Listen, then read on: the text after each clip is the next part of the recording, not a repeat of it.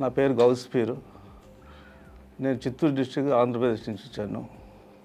Last 3 years నుంచి నేను osteoarthritis వల్ల బాధపడుతున్నాను. ఫస్ట్ నాకు రైట్ లెగ్ వచ్చింది. ఈ ఆయుర్వేదిక్ మెడిసిన్స్ తర్వాత వచ్చేసి ఏజ్ ఇంకా మీకు కాలేదు, మోకాలు మార్పిడి చేసుకోవద్దు అని చెప్పి రాంగ్ గైడెన్స్ వల్ల నేను 3 years ఆగాల్సి వచ్చింది. దానివల్ల నా లెఫ్ట్ లెగ్ కూడా పాడైపోయింది. తర్వాత తెలిసింది నేను